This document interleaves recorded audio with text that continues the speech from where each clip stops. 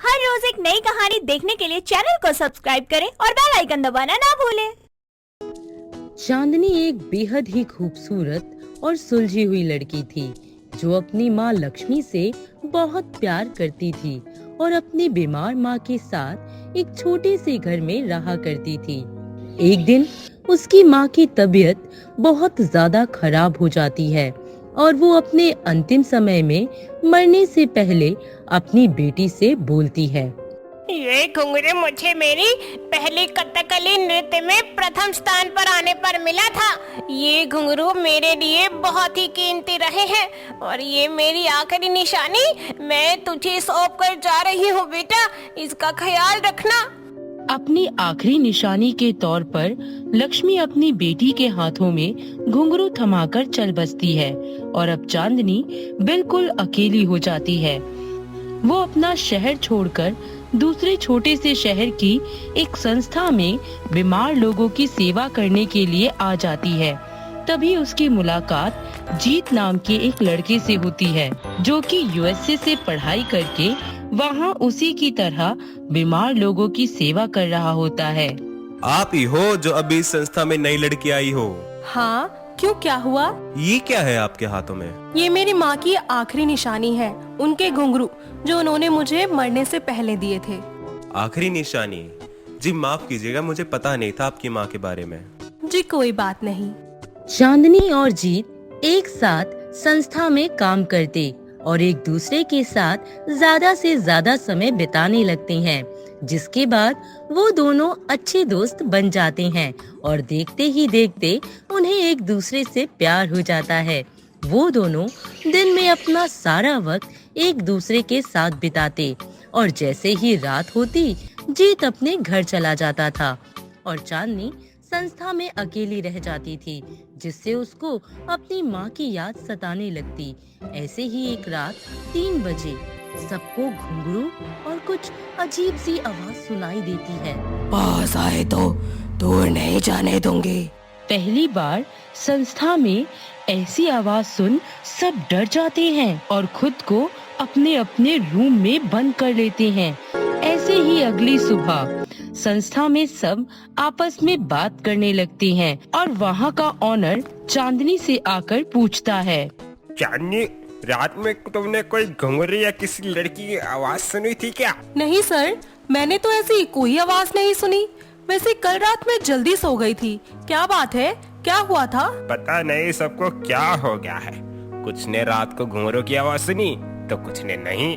चांदनी अपने काम में लग जाती है और थोड़ी देर बाद चांदनी को महसूस होता है कि उसके पीछे कोई है और वो एक जगह डर से खड़ी हो जाती है और उसके कानों में आवाज आती है, मैं सबको खा जाऊंगा। डर गई डरपोक। तुम थे और मुझे लगा। तुम्हें लगा कोई भूत है और तुम डर गई। है ना? हाँ, पता है सच में मैं कितना डर गई थी। मेरी जान निकलते निकलते बच गई बस।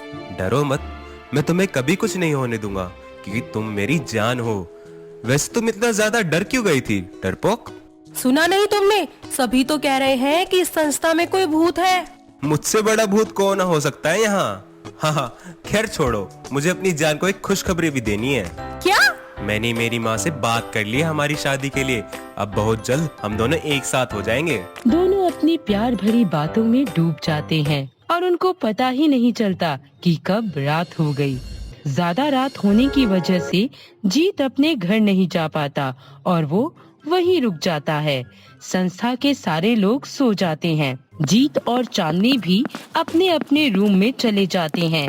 रात के 3 बजे फिर से सबके कानों में उन्हीं घुंघरुओं की आवाज आने लगती है और जीत की आंखें खुल जाती हैं। वो उन घुंघरुओं की आवाज का पीछा करता हुआ छत के लास्ट रूम में पहुंच जाता है, जिसके दरवाजे पर ताला लगा होता है। दरवाजे के बाहर खड़ा होकर जीत बोलता है, कौन है इस रूम में? बाहर निकलो, क्यों मासूमों को डरा रहे हो? तभी घुंघरू की आवाज आनी बंद हो जाती है। जीत थोड़ी देर वहीं वेट करता है पर उसके हाथों कुछ नहीं लगता और वो अपने रूम में चला जाता है और अगले दिन चांदनी से बोलता है, चांदनी, संस्था के लोग सच बोल रहे हैं, कोई तो है संस्था में जो सबको डरा रहा है। तुम्हारा मतलब सच में यहाँ भूत है? भूत जैसा कुछ नहीं होता चांदनी, मैंने साइंस पढ़ रखी है।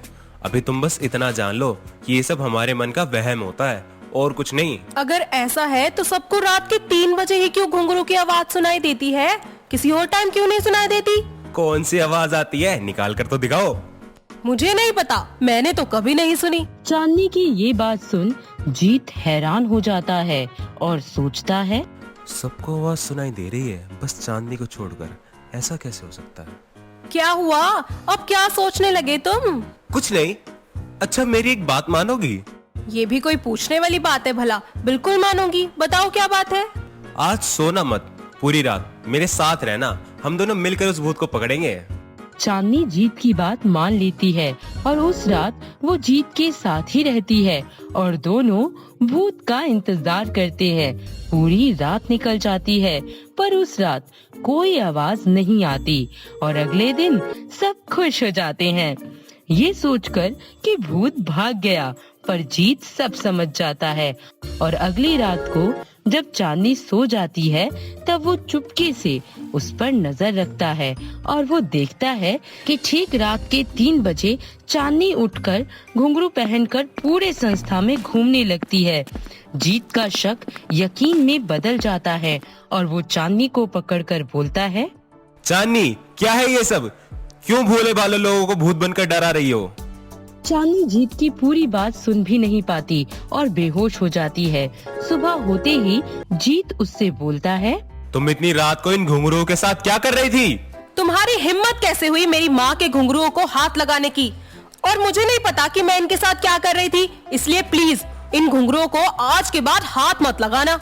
चांदनी की ये हालत देख वो सब कुछ समझ जाता है और उसको कल रात की सारी बातें बताता है और ये भी बताता है कि वो दिमागी रूप से बीमार है और वो चांदनी से बोलता है, तुम चिंता मत करो चांदनी, तुम जल्दी ही ठीक हो जाओगी, मैं तुम्हारा इलाज करवाऊंगा।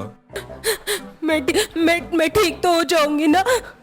जीत चांदनी का इलाज शुरू करवा देता है और कुछ ही दिनों में चांदनी ठीक हो जाती है। वो दोनों एक बार फिर संस्था आते हैं और सबको सच सच बता देते हैं और जीत सबसे बोलता है, चांदनी की माँ जिससे वो बहुत प्यार करती थी वो चल बसी थी और चांदनी बिल्कुल अकेली हो गई थी, जिसका उसको सदमा लग गया था। बस इसी वजह से वो दिमागी रूप से बीमार हो गई थी और अब वो बिल्कुल ठीक है। आप सभी मुझे माफ कर दीजिए, जाने अनजाने मैंने आप सभी को बहुत परेशान किया है। संस्था वाले चांदनी को माफ कर देते हैं और कुछ ही दिनों में जीत चांदनी से शादी कर लेता है और उसके मन का खाली कोना खत्म कर देता है और वो दोनों खुशी खुशी अपनी शादीशुदा जिंदगी जीने लगते हैं। तो दोस्तों, कैसी लगी आपको हमारी घुंघरू वाली छन छन छन छन बहू? दोस्तों, अगर आपको ये कहानी पसंद आई तो इसे लाइक करें, शेयर करें और कमेंट करके बताएं कि कहानी में आपको सबसे अच्छा क्या लगा।